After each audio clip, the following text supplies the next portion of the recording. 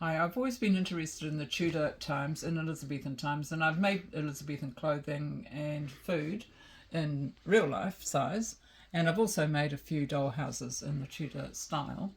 And this was my apothecary shop and set in about the 11th century.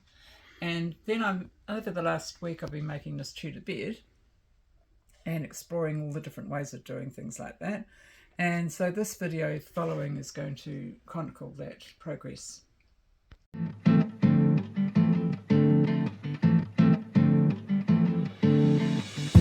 I'm making a Tudor room box, and I'm going to put a 4-poster bed in it. So I've been working out how to do the posts without having a lathe and not being able to turn things and having it look good. And so I bought this plastic chest set from a discount store very cheaply, and I've glued a rook and a king together and made a little central turning bit. And for the bottom I did make some round Fimo, and then I did another ball of Fimo and pressed this bead into it to make it look like it's going to fit, and that'll be the base.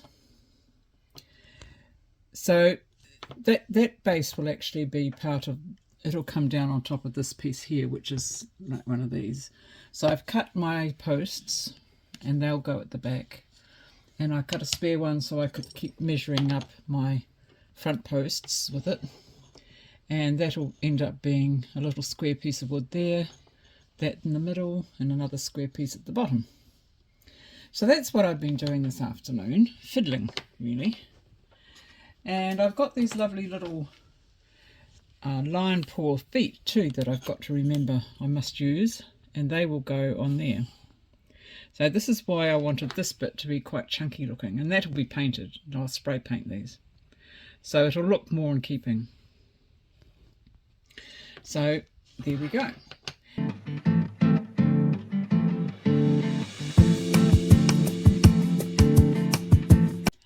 Hi, today I thought I would start working on my Tudor bed again, and so I'm going to do a bit of carving on it, and I thought I would show you a little tool that my sister bought me for my birthday.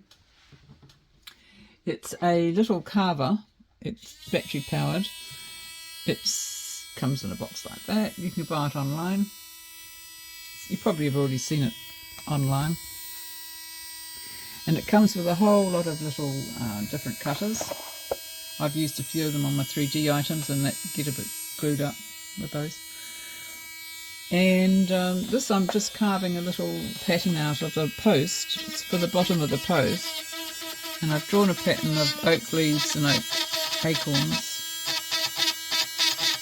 And I'm just working away trying to sort of get the background down so that the leaf is going to be standing up.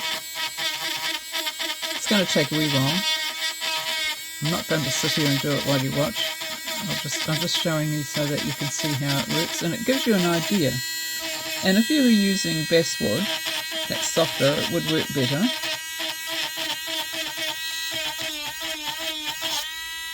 So I'm going to be doing two sides.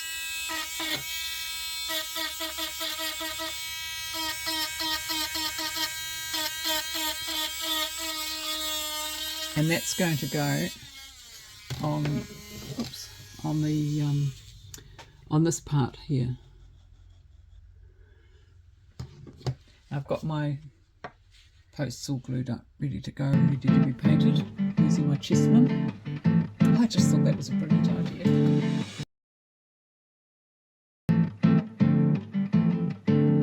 I've been working on the 4-poster end posts, and I finished doing the carving on the little bottom pieces, and then I'll fit the feet on the bottom of those. I might just put another square of wood on the bottom to make it look a bit more weighty. And the carver itself, I got quite a few inquiries about that. Roger will put a link or a name on my post at the end.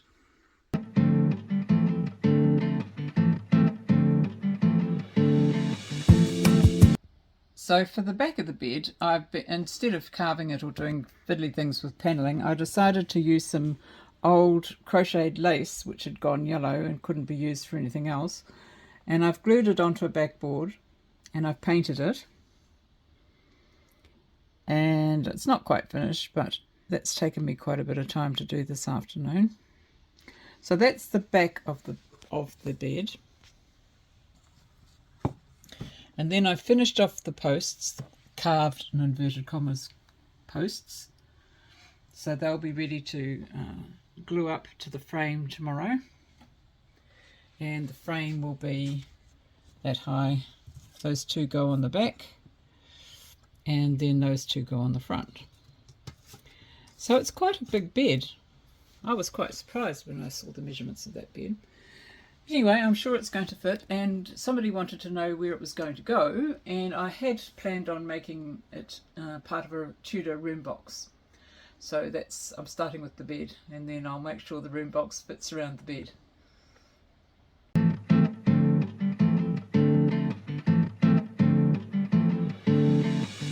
Hi, today in the studio I've been working on my Tudor bed, and I have been refining the carvings because they didn't really show up very well when I was painting them. They disappeared, so I just brushed a bit of pastel over them to pick up the pattern, and I did that also on these posts at the top. And I'll probably knock them back a little bit, but at the moment they're looking okay. And so it's all getting glued up now. That's the front assembly, that's the back, and then I'll put the rails on, and then we will get the slats going along the bed base, like, oops, those ones there. And it won't take long before it'll be finished, hopefully tomorrow. So then I'll have to start on the bedclothes.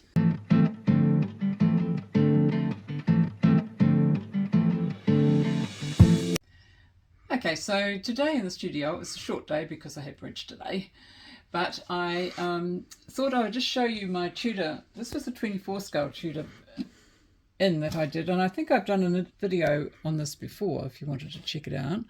I just wanted to show you the 4-poster bed that I made 24, so that's 24 scale. And so then I'll come and show you my 12 scale one. Now that I've finished it, well, I'm not finished it, but since I've got its structure, I think I've actually made it too big. And so I've just been looking at it thinking, can I live with it that size or not? And I mean, it would fit 4 people beautifully, but I think I will take it apart tomorrow, and I'm going to cut it down to about that width. It's not going to be hard. I've just got to cut the end things down, and then it'll look totally different tomorrow, hopefully. I think I'll be happier with it if it was a little bit narrower. I can't understand how I went wrong, but that's just the way life is. I'm not very good with instructions sometimes.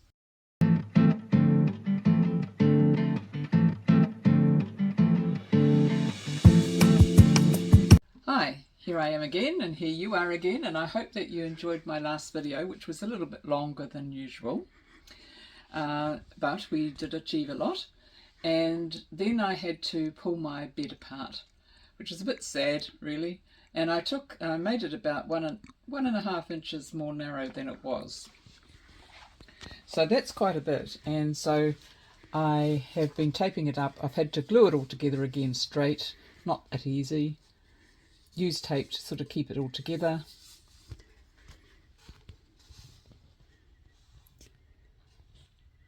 And I put some moulding on around the roof, around the ceiling. And that'll be painted. So it's a lot more kind of in proportion now, I think.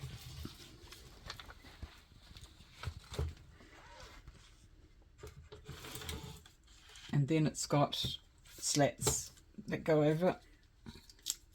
I cut these prior, and they will be glued in here. And that's what the mattress will sit on. There's 7 of them. I've just used scrap wood, as is my wont, using up recycled stuff out of the workshop. And then apart from that, I was going through my stash and I was looking for materials for the bedding. And I had that lovely piece that I'm using the wrong side of, that piece, which I've hemmed down the middle to give me a wider piece. And that will be the main bedspread over the mattress. And then these, oh, I did the wrong thing there. These are actually going to be attached inside, and they come down a little bit, so they're a kind of a pelmet. Alright, and they'll be on both sides and the end. And bear with me for a moment. Right, I just had to go and get the inside of the bed ceiling because I had been gluing it up. And this was going to go in there, hopefully. Oh gosh, it fits. And then those curtains, this is quite tricky. Take that out again. They actually go under here. They're glued under here. I haven't hemmed them or anything, but they will sit under there. So when you turn it up again, they will be higher, but they'll be nice and neatly hanging down. And the other thing I need to do is put some curtains coming down, and I'll fit them under there as well when I glue it all together. So now the instructions for this bed were in a magazine.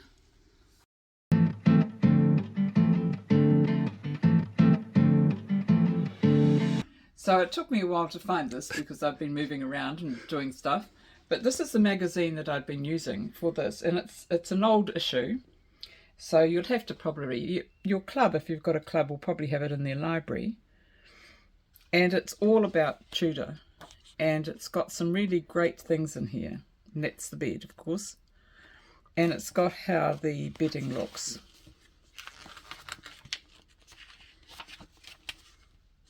I flicked past it in a very casual way, but that's basically how the bedding looks, and that's that pelmet coming down. And so I'm going to be using this pattern. So again, it's Dollhouse Projects, which I found was an amazing series and had lots of different projects on different eras, so not just the Tudor era. And I've had a lot of fun making stuff out of this book. So there we go. So tomorrow I shall have the bed pretty much. I've got to do the mattress. It's going to have a bolster, and it might have a blanket and sheet, and then the bed cover. So there we go.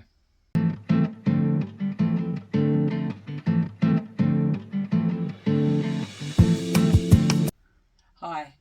It's a nasty day outside today. It's been raining and it's cold, and for those people over in Europe who are coping with rain and flooding, well, we know exactly what that's like because we've had it here in New Zealand. So it's a bit like blanket rainfall everywhere.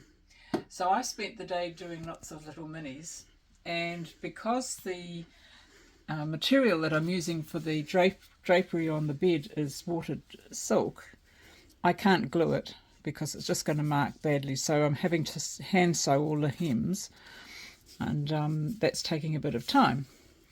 But I have managed to make a mattress and a sheet and another over sheet which I've sewn to a piece of material, and then I've made the bedspread, and I've made a bolster out of bits. Now I have to tell you that the piece of material I showed you for this bedspread was the only material I had. I had a strip, and the only piece I've got left after making the bolster in the bed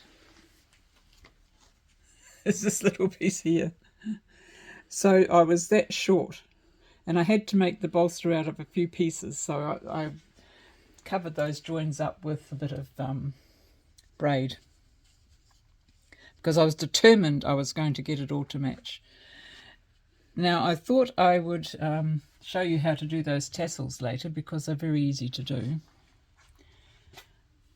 But I have also been fiddling with the helmets to work out, how far to pin them and how far they're going to come down, because I don't want to make the bed look too dark. Excuse me.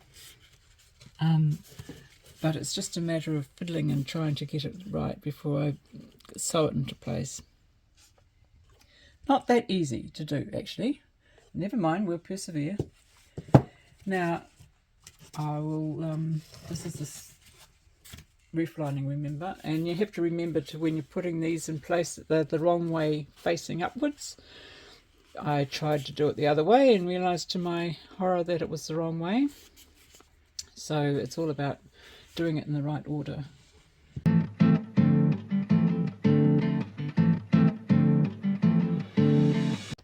Well, another horrible rainy day, and our ferry between the North and the South Island's been cancelled because of the storm. So it gives you an idea of what it's like out there. And I've been in here in the warm, stitching away and finishing my Tudor bed. So I've got it finished to my satisfaction.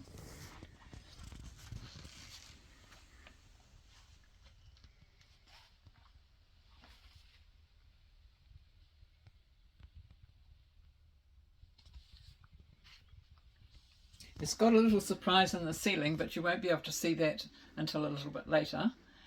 And so then I had this broom box, because this is what started off. And then I thought, oh, it actually is a rather large bed. I'm remembering I did think it was a big bed. And so when you put it in the room box, there isn't a lot of room for any more tutoring to be done. So that was a shame. But there's no hope for it except to make another Tudor house. But I promise that I won't do the Tudor house until I finish my Beacon Hill house. I have made myself that promise. Now I have a Tudor carrot in front of my nose, which were purple, by the way, not orange. And I will finish my house and get onto the new one. So my bed will have somewhere to go.